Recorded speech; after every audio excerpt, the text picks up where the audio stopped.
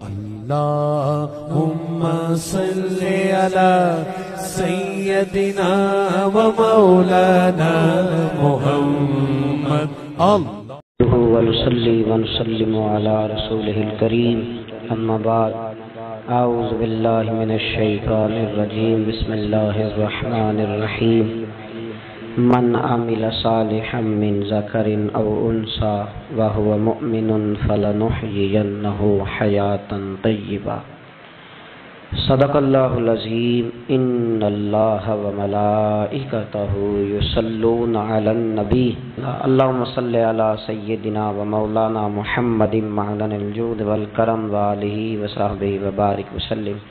حمد و صلاۃ کے بعد آج رمضان المبارک کی 27ویں رات ہے.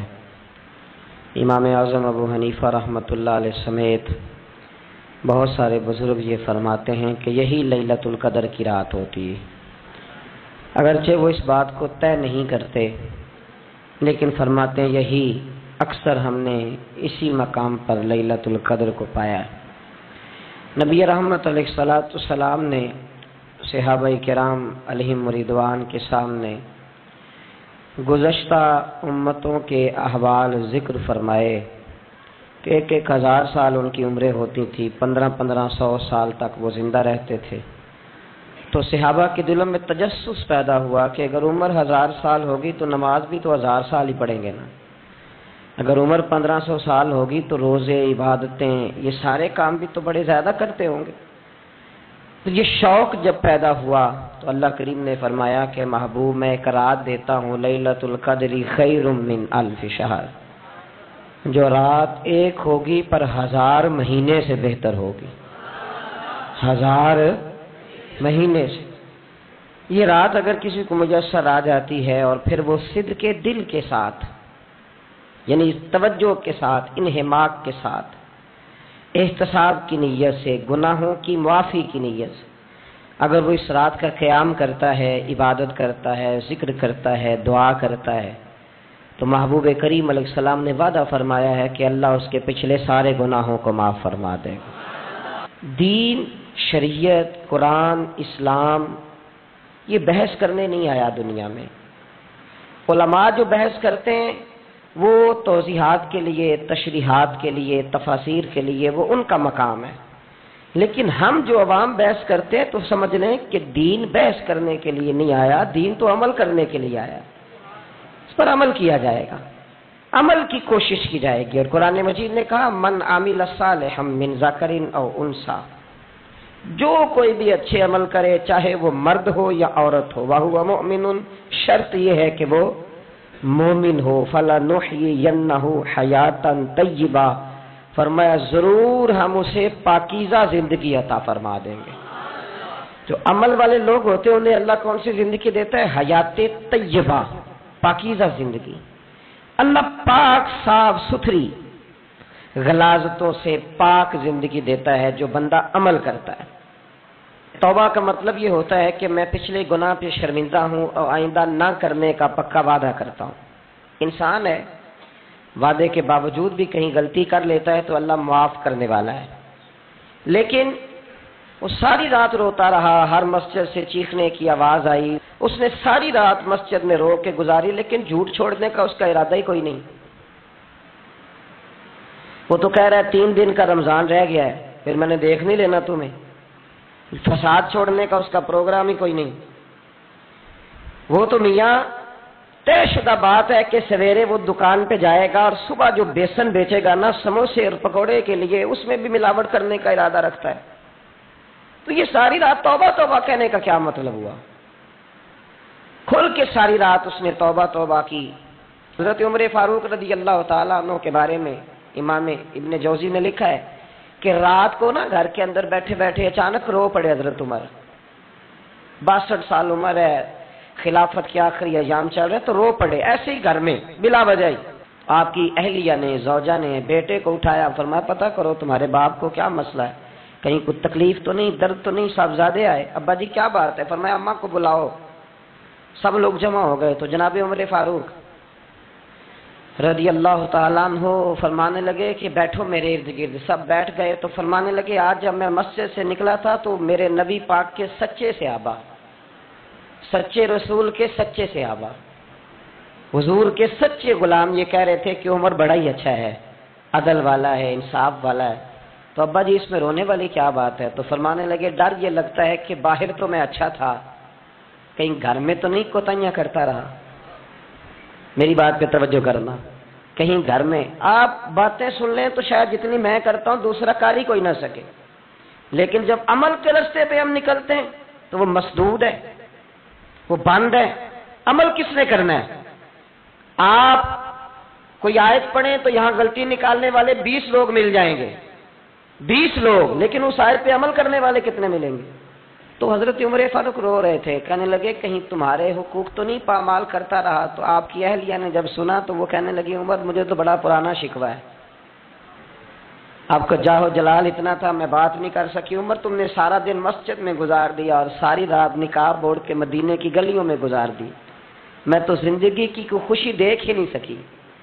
چاہ تو میرے اندر بھی تھے نا کہ میرا شوہر کچھ گھڑیاں بیٹھتا، کہیں مجھے لے کے جاتا، تو میں تو کچھ نہیں دیکھا، مجھے بڑا شکوہ ہے. تو حضرت عمر کہنے لگے چل اللہ کی رضا کے لیے معاف کر دے. بھئی معافی بیوی سے نہیں مانگی جا رہی، معافی اپنی غلطی کی مانگی جا رہی. یہ سمجھ لیں بیوی کے لیے تو خامد کا بہت بڑا مقام ہے نا، لیکن یہاں غلطی کس بات کی ہے؟ اپنی کمزوری پر غلطی کا اعتراف کر کے معذرت کا سوال کیا جا رہا ہے. تو حضرت عمر کہنے لگے معاف کر دے. تو اہلیہ کہنے لگی میں نہیں معاف کرتی، میری شرط پوری کریں. فرمایا وہ کیا؟ فرمانے لگی قیامت میں جب اللہ آپ کے لیے جنت کا حکم دے گا تو آپ میری سفارش کریں گے اللہ کی بارگاہ میں؟ سفارش کریں گے کہ یا اللہ مجھے کپڑے دھو کے دیتی تھی، میری عزت کی حفاظت کرتی تھی، میرے بستر کو پاک رکھتی تھی، کہیں گے؟ تو حضرت عمر فرمانے لگے تیرے ساتھ وعدہ رہا، رب نے اگر عمر کو اپنے فضل، اپنے کرم اور اپنے محبوب کے صدقے جنت دی تو عمر تیرے بغیر جنت میں نہیں جائے گا. عمل کا رستہ، عمل کا رستہ. دیکھیں نا 2 دفعہ استاد بات کرتا ہے، 2 دفعہ، اور کوئی زیادہ، ایک تو ہے نا کہ ایم اے اور جناب ایم ایڈ اور ایم فل اور پھر پی ایچ ڈی قسم کا استاد. ایک وہ جو matric P T C teacher ہے نا، وہ 2 دفعہ اسٹوڈنٹ کو کام کہے تو تیسری دفعہ وہ ناراض ہو جاتا ہے، کہتا ہے میں 2 دفعہ کہا ہے. بچے کو آپ 2 دفعہ کہتے ہیں اور اگر تیسری دفعہ کہنا پڑے تو غصہ آتا ہے نہیں آتا؟ بھئی تو نے اتنی دفعہ کہا تو سمجھ نہیں رہا بات کو. اور اگر اللہ کریم قرآن مجید میں سینکڑوں دفعہ کہے نماز پڑھو، سینکڑوں دفعہ، اور یہ بہانے کر رہا ہے، یہ بھی پروگرام بنا رہا ہے، پھر کہتا ہے میں بے چین رہتا ہوں، میں بے قرار رہتا ہوں. عمل کا رستہ اس کو اختیار کریں، آپ سکون میں رہیں گے. بد عمل آدمی اور بے عمل آدمی یہ ہمیشہ پریشان رہتے ہیں. ہمیشہ عمل کریں، توبہ کریں تو پھر بدل جائیں، پھر تبدیلی آئے. اور یہ کوئی مشکل کام نہیں، جو بدلنے والے تھے وہ بدل گئے. بڑا کچھ کرتے تھے پر پھر وہ لوگ بدل گئے. حضرت فضالہ رضی اللہ تعالیٰ عنہ کہتے ہیں کہ میں بڑا دل دادا تھا عورتوں کا، اور میرا ماحول یہ تھا کہ میں قتل بھی کر لیتا تھا، معاذ اللہ چوری بھی کر لیتا تھا، اور رات میری طبیعت تھی معاذ اللہ نئی سے نئی عورت کے پاس جانا. کہتے ہیں ابو جہل نے اعلان کیا کہ جو نبی پاک علیہ السلام کا سر اقدس معاذ اللہ کاٹ کے لائے گا نقل کفر، کفر نہ باشد، 100 سرخ اونٹ انعام ملے گا. تو میں نے ارادہ کر لیا کہ میں بہت سارا انعام حاصل کروں گا. قرآن مجید میں نا اللہ فرماتا ہے کہ بہت سارے لوگ ایسے ہیں جنہیں اگر میں رزق میں کشادگی دے دوں، زیادہ پیسے دے دوں، فرمایا باغی ہو جائیں، وہ سرکش ہو جائیں. یہ بہت سارے لوگوں کو جو اللہ تبارک و تعالیٰ اعتدال میں رکھتا ہے تو یہ ان کے لیے بہتر ہے. ہر بندہ دولت کے ہوتے ہوئے نیک ہو سکتا، تو یہ اللہ اگر رکھتا ہے نا اعتدال میں تو شکر کرے اللہ کا، ورنہ تو لوگ عیاشیاں کریں، پتہ نہیں کیا کچھ کر گزرے. تو حضرت فضالہ کہتے ہیں کہ میں نے خنجر تیار کیا اور میں نے بغل میں اس کو چھپایا، اوپر میں نے چادر اوڑھ لی. اب مجھے پتا تھا ظہر کی نماز کے بعد نبی پاک صلی اللہ علیہ وسلم طواف کعبہ کے لیے، بیت اللہ شریف کے طواف کے لیے جاتے ہیں. کہتے ہیں میں بھی اس طرف بڑھا. رستے میں نا وہ خاتون جس کے گھر میں نے رات آنا تھا، میں نے دروازے پہ دستک دی. میں نے کہا کہ تیار رہنا، آج میں بڑے پیسے لے کے آؤں گا۔ اسے میں نے یہ کہا اور پھر میں چلا گیا بیت اللہ شریف کا طواف کرنے۔ کہتے ہیں اللہ کے محبوب بھی طواف کر رہے تھے تو میں نے بھی طواف شروع کر دیا۔ ارادہ یہ تھا کہ جہاں نبی پاک علیہ السلام میرے قریب سے گزریں گے تو موقع پا کر میں حضور کے جسم اقدس پر خنجر کھونپ دوں گا اور معاذ اللہ شہید کر دوں گا۔ کہتے ہیں حضور ایک دفعہ بھی میرے پاس سے گزرے تو میں ہمت نہ کر سکا، دوسری دفعہ بھی پاس سے گزرے تو میں ہمت نہ کر سکا، تیسری دفعہ بھی گزرے تو میں ہمت۔ نبی کریم صلی اللہ علیہ وسلم 2-3 دفعہ گزرے تو فرماتے ہیں کہ مجھے موقع نہ ملا، اس لیے کہ حضور فرماتے ہیں اللہ نے روب کے ساتھ میری مدد فرمائی، دشمن پر میرا روب طاری ہو جاتا ہے۔ فرماتے ہیں جب چکر پورے ہو گئے تو محبوب کریم نہ چھٹے چکر پہ فرمانے لگے فضالہ چکر ایک رہ گیا ہے، بے خبر ہو جو غلاموں سے واقع کیا ہے، ایک پھیرا رہ گیا ہے۔ کہتے ہیں طواف مکمل ہو گیا تو محبوب میرے قریب آئے، فرمایا وہ کام کرتے کیوں نہیں جس کے لیے آئے تھے؟ میں نے عرض کی یا رسول اللہ کون سا کام، کیسا کام؟ اندر تو چور تھا نا، بانج فقیروں کسے نہیں ماریا اے ہوئی چور اندر دا، اندر چور تھا نا۔ کہتے ہیں حضور نے مجھے کندھے سے پکڑ کے ہلایا، فرمایا کرتے کیوں نہیں؟ جب حضور نے ہلایا تو وہ خنجر بھی پیروں میں گرا اور میں بھی رسول اللہ کے پیروں میں گر گیا۔ میں نے کہا حضور مجھے کلمہ پڑھا دیں۔ کہتے ہیں حضور نے پہلے میرے دل پہ دست مبارک پھیرا، پھر میرے نبی نے مجھے کلمہ پڑھا دیا۔ اب نا مرید ہونے والا کہتا ہے کہ جی آہستہ آہستہ میں ٹھیک ہو جاؤں گا۔ اب وہ آہستہ آہستہ کا کیا ترجمہ ہے یہ بالکل سمجھ نہیں آتی۔ بھئی کسی بندے سے 5 لاکھ روپیہ لینا ہے تو اس سے وہ کہتا ہے جی میں آہستہ آہستہ دوں گا، 500 روپیہ دے دیا کروں گا روز کا، تو کہتے ہیں میری رقم خراب ہوتی ہے، پورے دو۔ اور نیکی کی بات جب آتی ہے تو کہتے ہیں حضرت صاحب دین اتنا سخت نہیں ہے، میں آہستہ آہستہ ٹھیک ہو جاؤں گا۔ اب میں مغرب عشاء پڑھنی شروع کر دیا میں نے، اب میں تسبیح لے لی ہے کل میں نے بھی، آہستہ آہستہ میں ٹھیک ہو جاؤں گا۔ یعنی رقم لینی ہو تو وہ آہستہ آہستہ قبول نہیں ہے، لیکن اور مکان کی رجسٹری اگر کرانی ہو تو مالک مکان کہے گے آہستہ آہستہ کرا لو، کہتے ہیں پیسے پورے دیے، سویرے چل اور بیان دے۔ یہ کیا بات ہوئی؟ یہاں یہ جو ہمارا ماحول تھا نا کر لیں گے ہو جائے گا، یقین کریں لوگ قبروں میں چلے گئے ہیں پر مسجدوں میں نہیں آئے۔ ہر کام سے لوگ ریٹائر ہوئے پر گناہوں سے ریٹائر نہیں ہوئے، آخر تک تباہی اتر گئی لیکن لوگ بدلنے کو تیار نہ ہوئے۔ حضرت فضالہ کہتے ہیں ابھی میں نے کلمہ پڑھا، ابھی میں واپس آیا، رستے میں وہ بی بی کھڑی تھی، کہتے ہیں میں وہ شخص تھا کہ عورتیں مرتی تھی میرے اوپر اور کسی کی جرت تھی کہ وہ آئیں بائیں شائیں کرے، لیکن فرماتے ہیں میں بی بی کے پاس سے گزر گیا۔ پہلے تو اس کا خیال تھا رکے گا، لیکن جب میں رکا نہ تو دروازے پہ آئی، اور جب میں گزر گیا تو اس نے آواز دی، لیکن میں نے سنی انسنی کر دی، جب آگے بڑھا تو میرے پیچھے دوڑی۔ فرماتے ہیں مجھے پکڑ کے کہنے لگی فضالہ تجھے کیا ہوا، تو وہی نہیں جو یہاں سے گیا تھا؟ آپ فرماتے ہیں میں کبھی نہیں رویا تھا، میں کبھی نہیں رویا تھا، اور جب کہا نا تو وہی نہیں، کہتے میں نے سر اٹھایا تو میری آنکھوں میں آنسو تھے، میں نے کہا میں جو گیا تھا وہ نہیں ہوں، اب تو میں محمد عربی کا غلام بن گیا، اب میں وہ نہیں ہوں، اب نہیں ہو سکتا کہ کوئی میری نظر میلی ہو جائے، یہ کیسے ممکن ہے؟ اب نا اسلام کی تعریف ہم نے یہ کی ہے کہ خبردار کوئی ہمارے قریب نہ آئے، ہم کسی کو بات نہیں کرنے دیتے کہ ہم مسلمان ہیں، ہم بات نہیں کرنے دیتے۔ پتہ ہے کیا بات ہے؟ ایک میری یہ تقریر ہوتی ہے ممبر پہ، اور ایک میرا عمل ہوتا ہے جب میں سفر کرتا ہوں، جب میں گاڑی میں بیٹھتا ہوں، جب میں دوستوں سے ملتا ہوں۔ جب ان دونوں باتوں میں تضاد آتا ہے نا، تضاد، تو لوگ تقریر کو جذبات نہیں کہتے، ایک فن بن جاتی ہے تقریر۔ آپ کو پتہ ہے نا واعظین نعت خواں کہتے ہیں میں نے محفل لوٹ لی، پھر لوگ شمار کرتے ہیں کتنے لوگوں نے سبحان اللہ کہی، پھر لوگ شمار کرتے ہیں کہ آج 5 بندے روئے بھی تھے جب میں تقریر کر رہا تھا۔ تو پھر یہ فن ہے، یہ جذبات کا اظہار۔ سمجھ لیں بات کو کہ عمل جب آپ نہیں نہ کرتے عمل، تو آپ خود بڑے بے چین رہتے ہیں کہ یار یہ میں کیا کر رہا ہوں، یہ کون سا گورکھ دھندا ہے کہ میرا عمل صفر ہوتا جا رہا ہے۔ ہمارے ایک استاد تھے تو وہ فرمایا کرتے تھے کہ اگر پڑھے لکھے آدمی کو تم بے عمل دیکھو تو اس سے دور ہٹ جایا کرو ورنہ تمہیں بھی بے عمل کر دے گا۔ میں نے ان سے عرض کی، میں نے کہا حضور یہ کیا ہے؟ تو فرمانے لگے اپنے حضرت صاحب سے پوچھنا، وضاحت کریں گے۔ میں نے حضرت صاحب سے کہا جی عجیب بات کر دی ہے، علم والے بندے کے پاس بیٹھ کے تو علم آتا ہے۔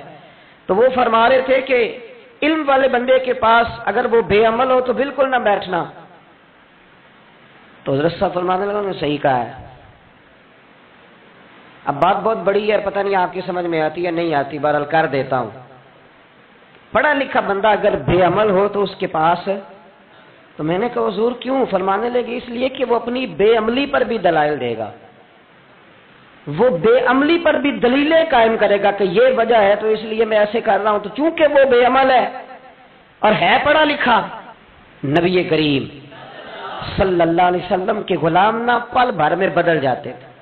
اور اللہ تعالیٰ بھی نا بڑے موقع دیتا ہے ہمیں، بڑے موقع۔ حضور نے فرمایا جس نے ایمان اور احتساب کی نیت سے روزے رکھے وہ نئی زندگی کا آغاز کرے، اس لیے کہ اللہ نے اس کے پچھلے سارے گناہ معاف فرما دیے۔ میرے نبی کریم علیہ الصلوۃ والسلام نے فرمایا جو شخص بیمار ہو گیا، مریض ہو گیا، اور نسائی شریف میں فرمایا کہ 3 دن تک بستر پہ رہا اور اس نے شکوہ نہ کیا اللہ کا، اور جب وہ شفا یاب ہو کے بستر سے اٹھا ہے نا، تب اللہ نے اس کے پچھلے سارے گناہ معاف فرما دیے۔ اور فرمایا جو حج کرنے گیا، حج کر کے واپس آیا، اللہ کے حبیب فرماتے ہیں یوں سمجھے کہ میں آج ہی ماں کے پیٹ سے پیدا ہوا۔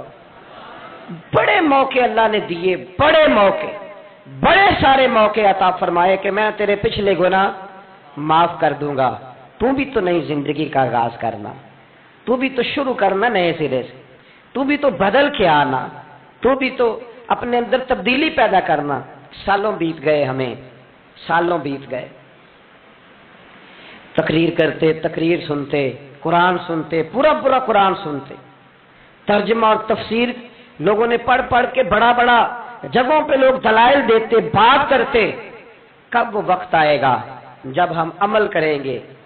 تھوڑا تھوڑا مجھے سفر کرنا پڑتا ہے، دنیا میں گھومتا رہتا ہوں، تو کچھ چیزیں ایسی ہوتی ہیں جو کبھی کبھی انوکھی ہو جاتی ہیں۔ میں ایک جگہ پہ تھا تو وہاں 4 5 6 عمرے کے ٹکٹ تھے محفل میں، تو ہمارے آپ کو پتہ ہے نا وہ دلیلوں والے لوگ ہیں، ان بیچاروں کو بھی کوئی دلیل نہیں ملتی۔ تو ایک صاحب مجھے کہنے لگا جی عمرے کا ٹکٹ دینا جائز ہے قرآن دازی کر کے؟ میں نے کہا یار چلو جائز ہی رہنے دو، تیری مہربانی، کہ اب اس پہ بھی اعتراض آ گیا ہے۔ میں نے کہا 100% جائز ہے، کوئی اس میں کوئی ایسی بات نہیں ہے، لیکن قرآن دازی تو شروع ہو گئی جو حدیث میں نہیں آئی، عمرے کے ٹکٹ والی ہے جائز، پر نبی پاک نے جس قرآن دازی کا کہا تھا وہ کب ہوگی؟ حضور نے فرمایا تمہیں پہلی صف کے ثواب کا پتہ چل جائے تم قرآن دازی کرو، وہ کس دن کرنی ہے، کس مسجد میں ہوتی ہے؟ حضرت عبداللہ ابن مسعود فرماتے ہیں تمہیں پتہ چلے اذان کا ثواب کتنا، تم قرآن دازی کرو۔ کب کرنی ہے؟ کون پڑھے گا اذان؟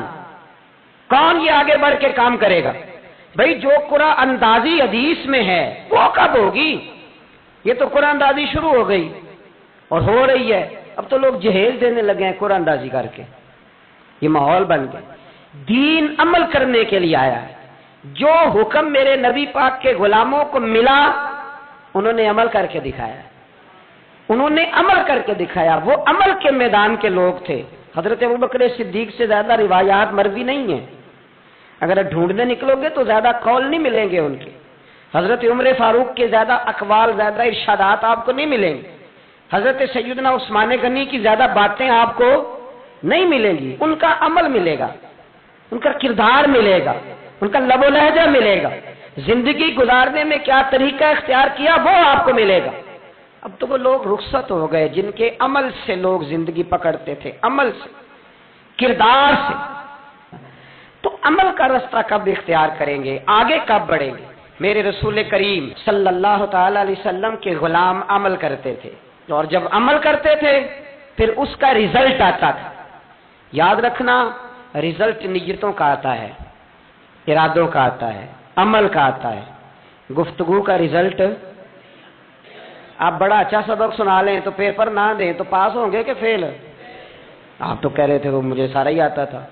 تو عمل آپ کرتے ہیں تو عمل پر نتیجہ ہوتا ہے، عمل پر، عمل پر۔ حضرت عبداللہ ابن مبارک رحمت اللہ علیہ کے جو والد تھے نا ان کا نام مبارک تھا، وہ ایک باغ میں رہا کرتے تھے، باغ کی دیکھ بھال کرتے تھے۔ تھے بڑے صاف ستھرے، بڑی ان کی طبیعت میں نکھار تھا۔ آج مسئلہ ہمارے ملک کا یہ ہے کہ ہمارے ملک میں صرف سیاستدان ہی جو ہے وہ غلط کام نہیں کرتا، یا بہت بڑی انڈسٹری ہو تو وہاں ہی خرابی نہیں ہوتی، بلکہ ریڑھی والے کا بھی اگر ہاتھ پڑ جائے نا تو چھوڑتا وہ بھی کوئی نہیں، الا ماشاء اللہ۔ وہ بھی جو اچھے اچھے آم ہوتے ہیں وہ فرنٹ پہ لگائے ہوتے ہیں، اس نے دکھانے کے لیے اور ہوتے ہیں اور دینے کے لیے اور ہوتے ہیں، اور وہ کہتا ہے کہ یہ بھی تو میں نے بیچنے ہیں نا، تو بھئی اگر یہ بھی بیچنے تھے تو اکٹھے لگانے چاہیے تھے، لیکن معیار ہے نا ہمارا، عمل کا راستہ مسدود ہے۔ حضرت مبارک جو تھے وہ مالی کے طور پر غریب آدمی تھے تو کام کاج کرتے تھے۔ تو ایک دن باغ کا مالک آ گیا، اس نے آ کے آپ سے کہا کہ کنوں کا باغ تھا، اس نے کہا کہ لاؤ ایک، کنوں لا کے دیا تو کھٹا تھا، اس نے کہا یہ نہیں ٹھیک، دوسری درخت سے لاؤ، دوسرے سے لائے تو وہ بھی کھٹا تھا، تیسرے سے لائے وہ بھی کھٹا تھا۔ کہنے لگا بیٹے کتنے سال ہو گئے تمہیں؟ تو فرمانے لگے 10-12 سال۔ تو کہنے لگے تمہیں ابھی بھی نہیں پتا کس جگہ کا کنوں میٹھا ہے، سارے کڑوے لائے ہو؟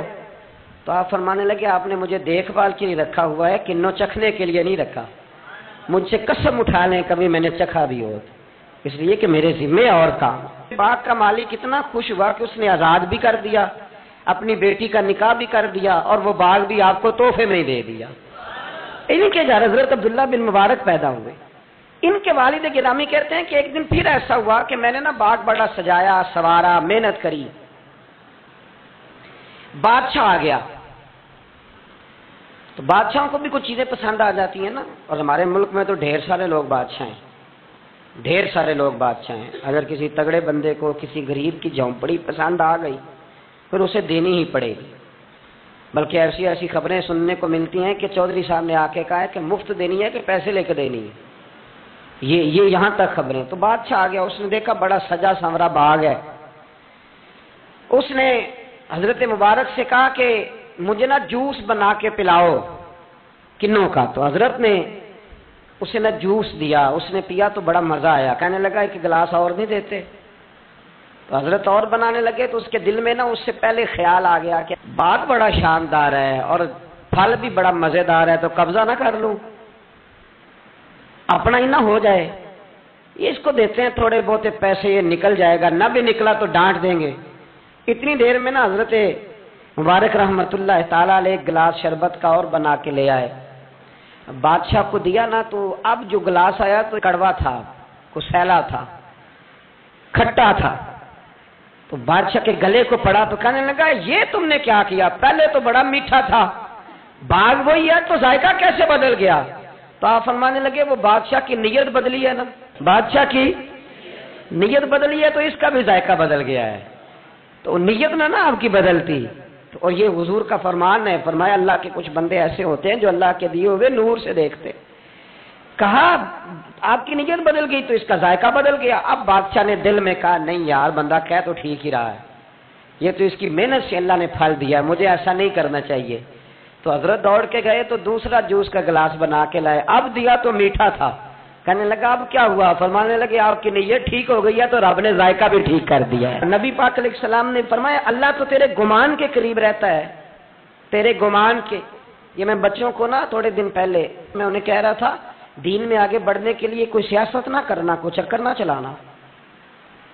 میں نے چکر چلانے والے لوگ ہمیشہ پیچھے رہ جانے والے دیکھے، تھوڑا کر لینا پر اتنا کرنا جتنا مخلص ہو کے ہو سکے، کوئی چکر چلانا، کسی کھاتے میں پڑنا، اس سے بچنا، نہ پیچھے رہ جاؤ۔ میں نے بڑے بڑے تیز لوگوں کو زندگی میں زیرو دیکھا ہے، اور بڑے بڑے سادے لوگ جن کو 50,000 روپیہ گننا پڑ جائے تو تھک جائیں، لیکن اللہ نے انہیں دیا ہے تو بغیر حساب کتاب ہی عطا فرمایا ہے۔ تو ہم نہ نیتوں کے بل بوتے پر عمل کریں، خالی باتیں نہ کریں، آپ کا جو عمل ہوگا وہ آسانی کر دے گا۔ حضرت حبیب اجمی بڑے مالدار تھے، دنیا میں ڈھیر سارا فساد مالداروں کی وجہ سے ہوتا ہے۔ یہ جو شادیاں مہنگی ہوئی ہیں نا، یہ ابھی تھوڑا عرصہ پہلے کی بات ہے کہ شادی میرج ہال میں کرنے کا کسی دیہاتی کو کہتے تھے تو وہ کہتا تھا کہ میں نے نہیں میرج ہال میں کرنی، تھی کروں توڑی دیے۔ اب کیا ہوا ہے؟ کوئی منع کرتا ہے؟ بلکہ جو بڑے دور دراز دیہات ہیں ان میں بھی میرج ہال بن گئے، یہ امیر کچھ قباحتیں ایسی پیدا کرتے ہیں کہ غریبوں کے لیے بھی مشکل ہو جاتی ہے. یہ کچھ ایسے معاملات لاتے ہیں میدان میں کہ پھر عام لوگوں کے لیے اس میں مشکلات ہوتی ہیں، چونکہ وہ رواج بن جاتا ہے معاشرے کا. پیسے والا آدمی اس رواج کو لاتا ہے میدان میں، اس سے خرابی ہوتی ہے. اور پھر میرے غریب کا یہ حال ہے کہ امیر کو رسم چھوڑ دے تو چھوڑ دے، غریب کو قرضہ اٹھانا پڑے، چھوڑنی کوئی شے نہیں اس میں، جو مرضی ہو جائے، اس میں کوئی چیز پیچھے نہیں ہونے دینی. حضرت حبیب اجمی بڑے مالدار تھے تو وہ کاروبار کر. یہ مالدار لوگ جو ہوتے ہیں نا، یہ تو کہتے ہیں پیسے کو پیسہ، ہے نا، کتنا مشہور ہے جملہ، پیسے کو پیسہ. تو یہ پھر مارکیٹ میں پیسہ پھینکتے ہیں، تو یہ پیسہ کھینچنے کے لیے پیسہ پھینکتے ہیں. پھر ایک دوسرے کو کہتے ہیں تیری وجہ سے مہنگائی ہوئی ہے، تیری وجہ سے مہنگائی ہوئی. حالانکہ مہنگائی کسی کی وجہ سے بھی ہوتی کس کے لیے؟ غریب کے لیے. مطلب پیٹرول مہنگا ہوا تو کرایہ بڑھ گیا بس کا، لیکن پیٹرول سستا ہوا تو کبھی کرایہ بھی سستا ہوا ہے، اس نے ادھر ہی رہنا ہے. تو مہنگائی کس بیچارے کے لیے ہوئی؟ غریب کے لیے، جس نے گھر جانا ہے نا، اس نے گھر جانا ہے. ابھی ہمارے ایک بچے نے جانا تھا تو سفر لمبا تھا، تو کہہ رہا تھا 1000 روپیہ میرے پاس ہے پر کرایہ 1500 لگتا ہے. ابھی بھی لوگ حساب کرتے ہیں اور پھر سوچتے ہیں کہ رستے میں شے کوئی نہیں کھانی، اس لیے کہ پھر کرایہ کہاں سے دوں گا، مینج کر کے رکھتے ہیں. یہ خدمت ہوتی ہے نا علماء کی، حفاظ کی. تو مجھے پتہ ہے، میں اس قبیلے کا آدمی ہوں، مجھے پتہ ہے کہ یہ کیسے حساب کر کے رکھتے ہیں کہ اب اتنے آئے ہیں تو اس میں سے یہاں جس کے پاس ہیں ہی بڑے لمیٹڈ سے، تو بیچارہ پہلے سے سوچ کے بیٹھا ہوتا ہے. مجھے پتہ ہے جن کے پاس پھر بے حساب ہوتا ہے وہ پھر مارکیٹ میں پھینکتے ہیں تو کھینچتے ہیں، ظلم کرتے ہیں. حضرت حبیب اجمی کہتے ہیں جب مال دیا اللہ نے تو میں نے سود کا کام شروع کر دیا. اب سود والوں کے پاس بھی بڑی دلیلیں ہیں، انشورنس والوں نے بھی فتوے رکھے ہوئے ہیں، وہ آگے فتوا دکھاتے ہیں. وہ کہتے ہیں جناب فتوا، تو میں نے کہا کہ فتوا مارکیٹ میں میری طرح کے مولوی یا میاں اب کیسی بات کرتے ہو، فتوا تو مل ہی جاتا ہے. لیکن نبی کریم علیہ السلام کا وہ فرمان ذہن میں رکھنا کہ حضور نے فرمایا ایک حلال ہے تو ایک حرام ہے، ایک میں شک ہے. اللہ کے نبی فرماتے ہیں تم نے شک والی چیز سے بھی بچنا ہے.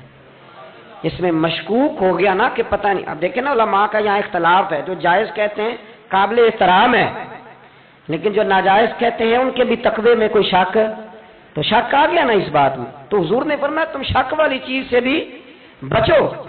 حضرت حبیب اجمی کہتے ہیں میں سود کا دھندا کرتا تھا، بڑا سود لاتا تھا، بڑا سود. اور یہ سود جس پہ چڑھ جاتا ہے اس پہ اترتا نہیں.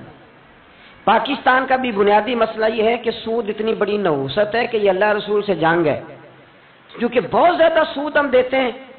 اس لیے میں تو آپ کو پتہ ہے جو کوئی برا کام کرے اس کو برا کہنا چاہیے. حکومتی لیول پر تنقید اس لیے اچھی ہوتی ہے کہ لوگوں تک جب پہنچتی ہے تو فائدہ دیتی ہے، لیکن جو بندہ اچھا کام کرے اس کی اچھائی کو بھی بیان. حضرت حبیب اجمی رحمۃ اللہ تعالی علیہ فرمانے لگے کہ سود کا کاروبار میں نے شروع کر دیا اور بڑا وسیع تھا میرا کام سود کا. میں سود لیتا تھا، سود پہ گزارا ہوتا تھا. میری بیوی مجھے سمجھاتی تھی کہ یہ سود ہے، یہ حرام ہے، یہ غلط ہے، اس سے بچو. کہتے ہیں وہ کئی دفعہ مجھے کہتی تو میں ڈانٹ دیتا. ایک دن نا میں سود کے پیسے لے کے نا آ رہا گھر،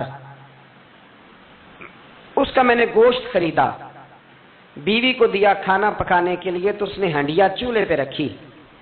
کہتے اس نے ذرا اس کے اندر چمچہ جو چلایا ہنڈیا میں تو وہ لایا میں گوشت تھا پر سارے کا سارا خون بن گیا، خون بن گیا سارے کا سارا. اللہ اکبر. کہتے ہو میری بیوی چیخیں مارنے لگی اور لا کے میرے آگے رکھا، کہنے لگے یہ تیرے سود کے پیسے خون بن گئے، آج تجھے بھی پلاؤں اور تیرے بچوں کو بھی. وہ کہتے ہیں نا کچھ لوگ کے گھر کے کونے سے چیخنے کی آواز آتی ہے تو سارے پیر بلائے ہیں، فرق کوئی نہیں پڑتا. تو میں کہتا ہوں پھر غور کر لو، شاید اس کونے میں کسی یتیم کے پیسے لگ گئے ہوں، کسی بیوہ کی آہیں ہوں. اگر اس رقم کی کوئی گھر بن جائے نا تو پھر ساری دنیا کے پیر جمع کرو تو چیخنے کی آوازیں بند نہیں ہوا کرتی. حضرت حبیب اجمی رحمۃ اللہ تعالی علیہ فرمانے لگے کہ وہ جب بن گیا نا خون تو اب میرے اندر نا چوٹ لگی کہ یار اگر دنیا میں اللہ تعالیٰ مجھے نظارے دکھا رہا ہے تو آخرت میں میرا کیا بنے. کہتے ہیں میں درد کے ساتھ باہر نکلا. بچے گلی میں کھیل رہے تھے، جب ان کے قریب سے گزرنے لگا نا تو ہم تو کہتے ہیں نا لوگ حسد میں بات کرتے ہیں، لیکن ایسی بات نہیں ہے. کچھ شریر لوگ ہوتے ہیں جو حسد میں بات کرتے ہیں، پر دیکھنا چاہیے کہ لوگ ہمارے بارے میں کیا کہتے ہیں۔ انتم شہداء اللہ فی الارض، حضور نے فرمایا تم زمین پر اللہ کے گواہ ہو۔ مومن جو تمہارے بارے میں کہے کان لگا کے سنو، لوگ تمہیں کیا کہتے ہیں، کن لفظوں سے یاد کرتے ہیں، جن لفظوں سے لوگ دنیا میں یاد کرتے ہیں مرنے کے بعد بھی انہی لفظوں سے یاد کریں گے، انہی لفظوں سے۔ کوئی تمہارے لیے ہاتھ اٹھا کے دعا نہیں کرے گا۔ ہاں اگر تم نے خیر کی ہوگی تو پھر لوگ گلیوں سے نکل نکل کے آئیں گے، پھر لوگ روئیں گے کہ بندہ بڑا تھا۔ تو حبیب اجمی کہتے میں باہر نکلا تو بچے کھیل رہے تھے، تو ایک بچہ ان میں سے کہنے لگا پیچھے ہٹ جاؤ، پیچھے ہٹ جاؤ، بڑا ظالم ہے، بہت بڑا سود خور ہے۔ چھوٹا بچہ، ایسا نہ ہو کہ اس کے پیروں سے مٹی اڑے اور ہمارے کپڑوں پہ پڑ جائے تو ہمیں بھی نحوست ملے، چھوڑو سودیہ۔ کہتے ہیں میرے دل پہ اور چوٹ لگی، میں نے کہا یا اللہ تیری چھوٹی چھوٹی مخلوق بھی مجھ سے نفرت کرتی، یہ بچے تک کہتے ہیں کہ میں اس طرح کا ہوں۔ بچے فرمانے لگے، میں وہاں سے سیدھا حضرت حسن بصری کے پاس گیا، میں نے کہا حضور مجھے توبہ کرا دیں۔ یہ پتہ ہے اللہ والوں کے پاس لوگ کیوں جا کے توبہ کرتے تھے، مرید ہوتے تھے؟ اس لیے کہ توبہ پہ قائم رہنا بڑا مشکل ہوتا ہے۔ کوئی ایسا بندہ ہونا چاہیے جو ہمیں توبہ پہ قائم رکھے، جو روز ہمیں نصیحت کرے۔ دیکھیں نا، ہمارے سینئر ہوتے ہیں ہر فیلڈ میں، اگر کہیں ہم الجھ جاتے ہیں تو اپنے سینئر سے بات کرتے ہیں۔ تقوی کے پرہیزگاری کے راستے میں بھی ہمارا کوئی سینئر ہونا چاہیے تاکہ وہ ہمیں بتائے کہ پرہیز کہاں کرنی ہے، دوائی کیسے کھانی ہے اور آگے کیسے بڑھنا ہے۔ فرمانے لگے میں حضرت حسن بصری کے پاس گیا، توبہ کی، معافی مانگی، گڑ گڑایا، بڑا رویا، تو خواجہ حسن بصری نے مجھے توبہ کرائی۔ میں نے پکا ارادہ کیا کہ مر جاؤں گا پر حرام کا پیسہ نہیں کھاؤں گا، مر جاؤں گا حرام کا لقمہ نہیں کھاؤں گا۔ ویسے بھی ہم زیادہ کھا نہیں سکتے، یہ وارثوں کا مال ہوتا ہے، ہمارا تھوڑی ہوتا ہے۔ ہم کسی کے مال کے محافظ بنے رہتے ہیں اور کھائے گا کوئی اور حساب دے گا۔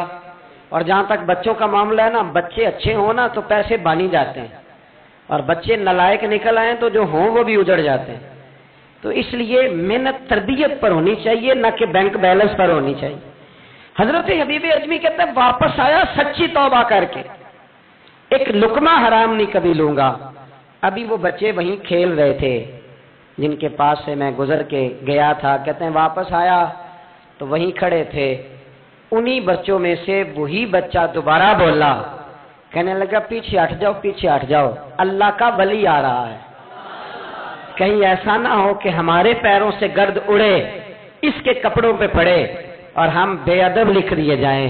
کہتے ہیں میں نے چلتے چلتے چیخ ماری کہ اے اللہ، ابھی تو میں آج بدلا ہوں، آج میں بدلا ہوں تو نے میرے حق میں ساری گواہیاں بھی بدل دی ہیں، نے سارا نظام بدل کے رکھ دیا ہے۔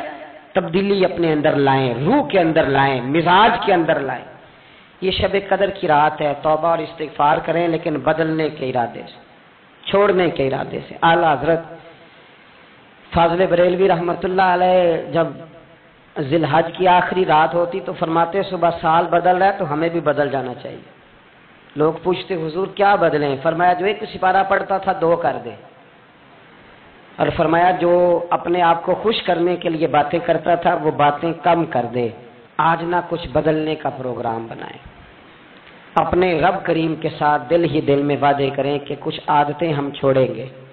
یہ غلط بات ہے کہ عادتیں چھوٹا نہیں کرتی، حضور عادتیں تو بدلنے آئے ہیں دنیا میں، عادتیں بدل جایا کرتی۔ اپنے آپ کو بدلیں اور اپنے اندر تبدیلی پیدا کریں، پھر خدا کے رزلٹ کا انتظار کریں، پھر دیکھیں اللہ کس طرح کے فیصلے فرماتا ہے۔ آپ ارادہ کریں، آپ پروگرام بنائیں، آپ ذہن اپنا بنائیں کہ میں نے نا اب کچھ بدل جانا ہے، اب میں نے اندر کچھ اپنے تبدیلی پیدا کرنی ہے، نکل آئیں۔ 2-3 گزارشات جاتے جاتے آپ سے عرض کروں۔ ایک تو زندگی میں کچھ کام ایسے کریں کہ جن کاموں کا مجھے پتا ہو یا میرے رب کو پتا ہو، کسی انسان کو خبر نہ ہو۔ دوسری بات یہ یاد رکھیں کہ دین کا کوئی کام بھی زندگی میں کرے نا تو اپنے اوپر مشقت کریں کہ وہ کام میں نے ریاکاری کے طور پہ نہیں کرنا، وہ دکھلاوے کے طور پہ نہیں کرنا۔ دینی معاملات کے اندر، دینی کاموں کے اندر، یعنی پہلے آپ اپنے آپ کو مطمئن کریں کہ واقعی آپ فی سبیل اللہ وہ کام کر رہے ہیں۔ اب یہ جو رسم ہے نا بے تحاشا، کوئی چیزیں بوجھ بننے لگ گئی ہیں، بوجھ۔ طبیعت محسوس کرتی ہے کہ یہ کیا ہو رہا ہے، مطلب ہم یہاں بھی ہم وہ کام کریں گے سیکھ کے، سن کے، تیار کر کے۔ باہر آئیں تھوڑا۔ حضرت ابو مرتعش ایک درویش گزرے، وہ کہتے ہیں میری حج کی تیاری تھی، میں گھر میں بیٹھا تھا، بالکل تیار تھا، کل پرسوں جانا تھا، تو میری اماں نے پانی مانگا، بیٹا پانی دینا۔ رسالہ کشیریہ میں اس کو لکھا ہے، کہتے ہیں اماں جی نے کہا پانی لاؤ، تو میں نے نا چھوٹے بھائی سے کہا اماں جی کو پانی دینا۔ اماں جی نے مجھ سے پانی مانگا ہے۔ جو پیر صاحب ہوتے ہیں ان کو بھی اماں کی خدمت کرنی چاہیے کہ نہیں کرنی چاہیے؟ وہ جو انڈسٹری کا مالک ہے 2 کروڑ روپیہ، وہ نرس رکھ دے اماں کو کہ خود اماں کو روٹی کھلائے؟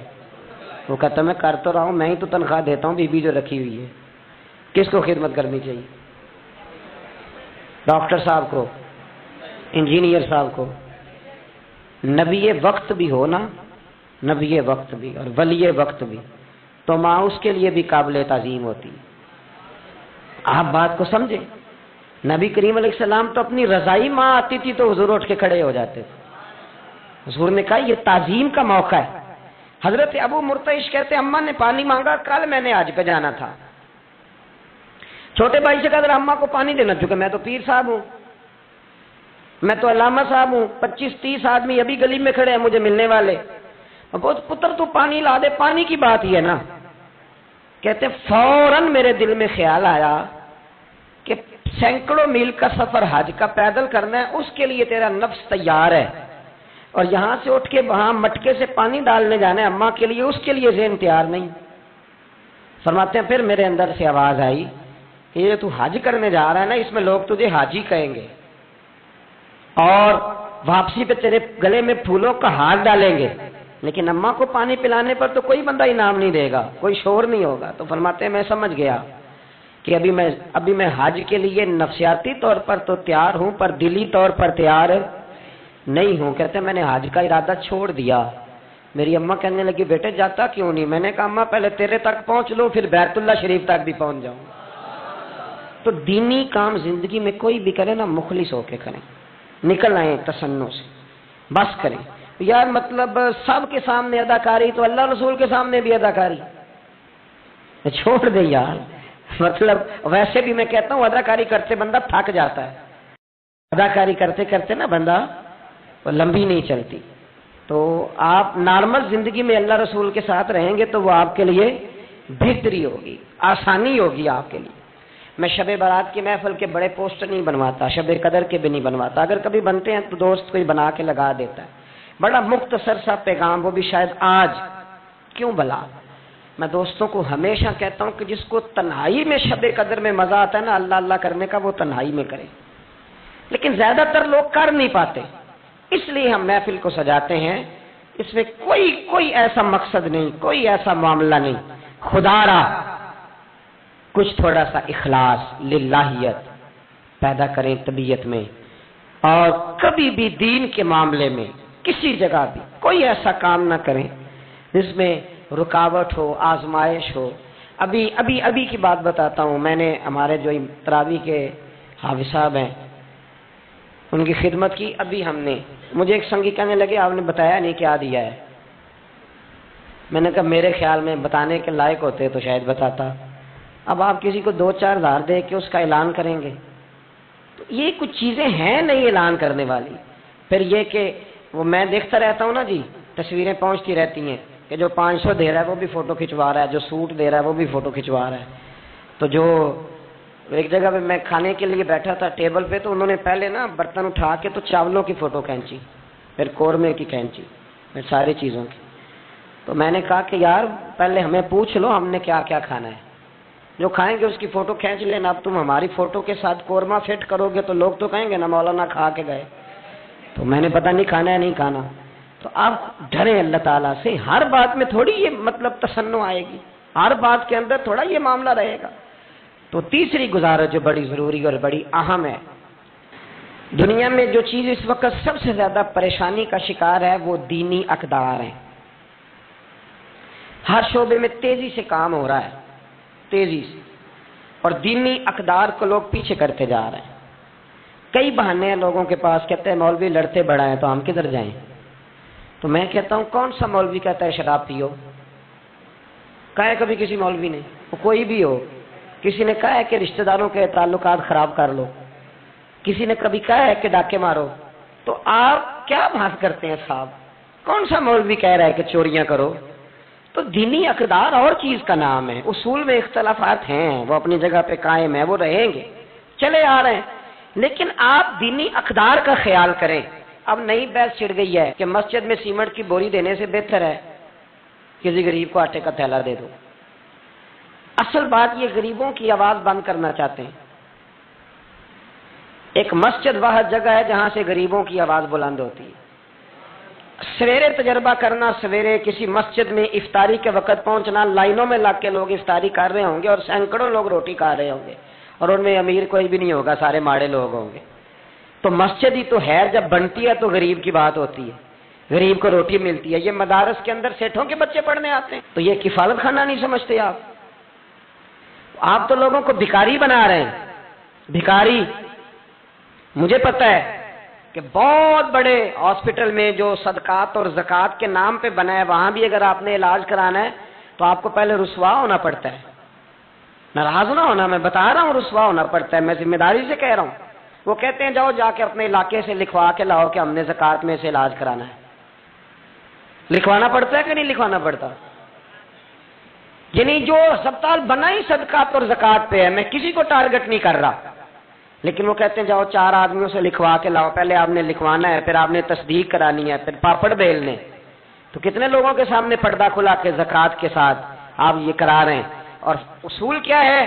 صدر الشریعہ فرماتے ہیں اگر تمہیں پتہ ہے میرے بھائی کو زکوٰۃ لگتی ہے تو بتا نا زکوٰۃ ہے، اسے کیا ہے یہ عیدی ہے، بچوں کے کپڑے لے لینا، اسے بتانا، بڑی یہ بار شریعت، بتانا، اسے کہے کہ یہ میری طرف سے تحفہ ہے، اسے کہے ہی نہ۔ اسلام اتنی پردہ داری، یہ جو ہمارے مدارس ہے نا، میں بڑی ذمہ داری، یہ مجھ سے پہلے ایک دوست نے پوچھا، پھر 2 4 5 لوگوں نے پوچھ لی یہ بات، تو میں نے کہا کہ نبی پاک کو یتیموں غریبوں کا بڑا خیال تھا، پر حضور نے تو مدینے آ کے سب سے پہلے مسجد ہی بنائی ہے، حضور نے باقی سارے کام بعد میں کی۔ تو یہ اب نیا پراپیگنڈا ہے۔ دینی اقدار میں تھوڑا تھوڑا نا اپنا حصہ ڈالیں۔ کس طرح بھلا؟ کس طرح؟ جب بہت سارے لوگ دین کے مخالف بات کر رہے ہوں تو آپ ایک آواز صرف بلند کر دیں کہ نہیں یار ایسی کوئی بات نہیں ہے، دین کل بھی قابل عمل تھا، آج بھی قابل عمل ہے، قیامت تک قابل عمل رہے گا۔ آپ اپنا حصہ ڈالیں۔ وہ چندے دینے، وہ باقی معاملات بڑے بعد کے ہیں، لیکن میں سمجھتا ہوں سب سے زیادہ جس چیز کی ضرورت ہے وہ یہ ہے کہ ہم دین کے نمائندے بنے۔ اب نا 50 لوگ دین مخالف بات کر رہے ہوتے ہیں، پر ایک بھی اٹھ کے کہتا نہیں کہ یار یہ آپ ٹھیک نہیں کہہ رہے، یہ بات غلط ہے، یہ درست نہیں ہے۔ میں آپ سے گزارش کروں گا، وہ آپ کسی میدان میں بھی ہیں، کسی چوک میں بیٹھے ہیں، سوشل میڈیا پہ بیٹھے ہیں، کہیں بھی بیٹھے ہیں، آپ اپنے دین کے نمائندے بنیں۔ اس تیزی کے ساتھ لبرل لوگ دین کو بدنام کرتے ہیں، اس تیزی کے ساتھ نظام کو چلاتے ہیں، اتنی خرابی پیدا کرتے ہیں کہ آنے والی نسل دین بیزار ہوتی جا رہی، دین بیزار، یعنی بچے خوف کھاتے ہیں مسجد کے، مدرسے کے، مولوی کے نام سے خوف کھاتے ہیں۔ اور خدا کے بندو، جس بندے نے پاکستان بنایا تھا نا، خواب دیکھا تھا، وہ بندہ اس دور میں پی ایچ ڈی تھا جب پی ایچ ڈی بندے چراغ لے کے نہیں ملتے تھے۔ اقبال نے اس زمانے میں پی ایچ ڈی کی جب پی ایچ ڈی پتہ نہیں شاید خال خال ہوتی تھی۔ وہ ڈاکٹر بھی تھے، وہ شاعر بھی تھے، فلسفی بھی تھے، ادیب بھی تھے، بہت بڑے منطقی تھے اقبال اور ردیف قافیہ۔ مجھے تھوڑی سی دلچسپی ہے شاعری سے، پر میں دنگ رہ جاتا ہوں جب اقبال کو پڑھتا ہوں کہ پتہ نہیں لفظ اس بندے کے سامنے ہاتھ جوڑ کے کھڑے رہتے تھے ہمیں استعمال کر، لیکن اس بندے نے علامہ کہلانا پسند کیا۔ اسے کوئی علامہ کہتا تھا تو اقبال راضی ہوتے تھے، فرماتے تھے جب کہ مجھے علامہ کہتا ہے تو مجھے یوں لگتا ہے کہ میں مصطفیٰ کے دین سے جڑا ہوں۔ وہ پسند کرتے تھے یہ بات کہنا، پسند کیا اس شخص نے۔ یہ آپ سمجھے، سرما تھا میری آنکھ کا خاک مدینہ و نجف، یہ پسند کیا اس بندے نے یہ بات کہنا، اس نے پسند کیا اپنے آپ کو رسول اللہ صلی اللہ علیہ وسلم کا غلام کہنا۔ آپ سمجھے، نہ جہاں میں کہیں بھی اما ملی، جو ماں ملی تو کہاں ملی؟ کہنے لگے میرے جرم خانہ خراب کو تیرے عفو بندہ نواز۔ تو اس لیے دین کے آپ محافظ بنے، اور میرے سے زیادہ آپ کی آواز بلند ہوگی۔ جب ایک اسٹوڈنٹ پینٹ شرٹ پہن کے دین کی بات کرے گا تو لوگ کہیں گے نہیں رمک ہے، اس کو یہ کہہ کے بند نہیں کریں گے تو مولوی ہے تیری۔ تو میں آج شب قدر میں آپ سے گزارش کرتا ہوں، میں منت کرتا ہوں، اب نہ بڑی تباہی ہو گئی ہے، میری نسل کے آنے والے بچے دین بیزار ہو گئے، وہ ڈرتے ہیں، شب قدر کی راتوں میں مسجدوں میں نہیں آتے، شب برات کی راتوں میں مسجدوں میں نہیں آتے۔ ایک تیزی سے جال پھینکا گیا ہے اور کافر اس میں کامیاب ہے۔ خدا را واپس لوٹو، اپنے دین کے نمائندے بنو۔ اقبال کہا کرتے تھے میری زندگی کا مقصد تیرے دین کی سرفرازی، میں اسی لیے مسلمان، میں اسی لیے نمازی۔ کہنے لگے یا رسول اللہ میں مسلمان بھی اس لیے ہوں کہ میں دین کی بات کروں گا، اور نماز بھی اس لیے پڑھتا ہوں کہ تیرے دین کا جھنڈا بلند ہوگا۔ پر دین نبی دا وانگ یتیمہ رووے تے کرلاوے، تے آکھے میں کتھوں لبا عمر بہادر جڑا مینوں سینے لاوے۔ بڑی قسم پرسی ہے، دین کے نمائندے بنو، دین کی ذمہ داریوں پر آپ اپنا کردار ادا کرو، یہ بڑا ضروری ہے۔ تھوڑی منصوبہ بندی دین کے لیے بھی کرو۔ اگر پروفیسروں میں، ڈاکٹروں میں، انجینئر لوگوں میں، سیاستدانوں میں آپ کو اچھے لوگ مل جاتے ہیں اور آپ دل و جان سے ان پہ قربان ہونے لگتے ہو، تو کوئی دیندار بھی تلاش کاری لو، انشاءاللہ بڑے بڑے اچھے لوگ مل جائیں گے، اور اللہ کے فضل سے مل جائیں گے، اللہ کے کرم سے مل جائیں۔ اور یہ وہ والا کھیت ہے جو اکثر سرسبز و شاداب ہی رہتا ہے، اکثر سرسبز و شاداب ہی رہتا ہے، اکثر اس کے اندر خوبصورتی اور پھل پھول اور پودے لگے رہتے ہیں۔ جو میں نے کہا میں دعا کرتا ہوں اللہ اسے قبول فرمائے، جہاں ہم بھول گئے میری دعا ہے اللہ ہم سے درگزر فرمائے، خیر کی بات کی اللہ ہمیں توفیق عطا